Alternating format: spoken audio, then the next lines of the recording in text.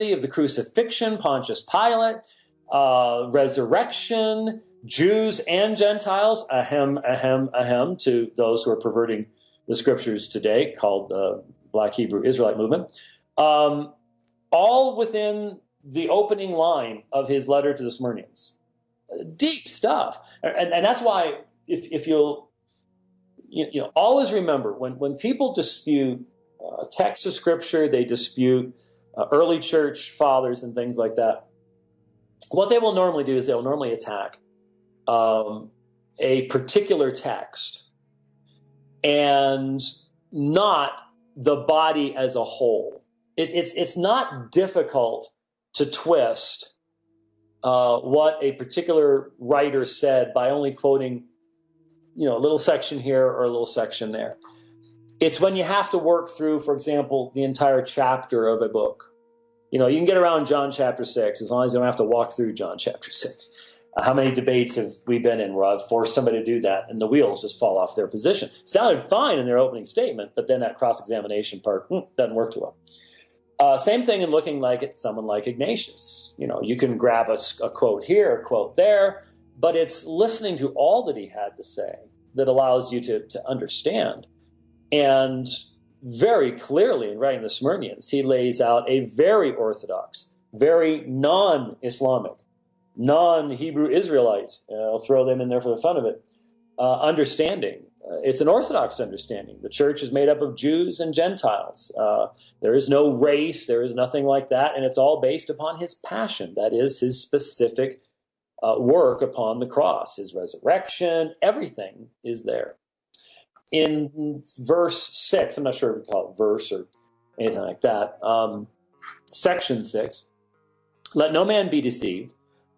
Even the heavenly beings and the glory of the angels and the rulers, invisible and visible, if they believe not in the blood of Christ, who is God, judgment awaiteth them also.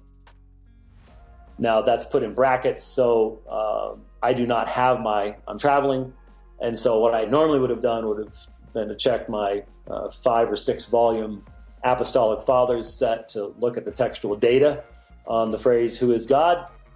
Wasn't able to do that while traveling, so I just mentioned that in passing. I do wonder if there's a textual issue there. If not, there's another reference there. Also to the Smyrnians, he said, for he suffered all these things for our sakes, that we might be saved. And he suffered truly, as also he raised himself truly, not as certain unbelievers say, that he suffered in semblance, being themselves mere semblance. Now, this is really important, and I'm seeing that this is taking up a lot of time. Rich, are you available to go jumbo today? Let me know in a Facebook message if we can go to. Okay, I got a thumbs up on my phone. So Facebook gives me a thing, and then this other program gives me a thing, and they sit on top of each other, and I can't read either one. It's brilliant. But it eventually fades away, and I can see it. Good. I don't want to rush this, and again, I know. I'm sorry for those of you who wish that we would cover things a little less in depth than we do, but I've taught church history a lot, and so you just have to survive with it. But to be honest with you, you also need to deal with these things at this level to be able to respond to the abuse of these things, whether it be by Muslims or Unitarians or Hebrew Israelites or Mormons or whatever. And to me, I don't know about the rest of you, but to hear someone who's going to his death, professing the same faith I profess today, if that doesn't get you going, if that doesn't make you go, wow, it looks like Christ has been building his church for 1900 years. That's right. I mean, think about it. He's speaking a different language, dressing completely different culture on the other side of the world, and yet what unites us today is the same thing that he is talking about to the churches as he's going to his death 1900 years ago. Pretty amazing stuff. So what he's talking about here, he says, as also he raised himself truly, not as certain unbelievers say, but he suffered in semblance, being themselves mere semblance. He's talking about the Docetics. So there is already, as we see in the New Testament, a Gnostic movement. We can call it proto-Gnostic if you want. There is development in Gnostic belief over time, but there was obviously a conflict going on at this time, as it was in the New Testament, with the Docetics, who denied the true physical incarnation of Jesus Christ. And so he emphasizes the reality of his physical passion, his giving of himself, over against those that taught that Jesus only seemed to have a physical body. That's what dokein means in Greek, is to seem. So he seemed to have a physical body. This would be one of the greatest elements of the battle of the early church for quite some time, and it was in this day as well. I keep taking my glasses off because, all right, there we go. In Trallians 9, he also confesses his belief that the Father raised Christ from the dead. So just like the New Testament, where all three persons are involved. Here, for Ignatius, he can at one point refer to the Son's role, the Father's role. Again, just like the New Testament, and just like Ignatius ain't a Muslim.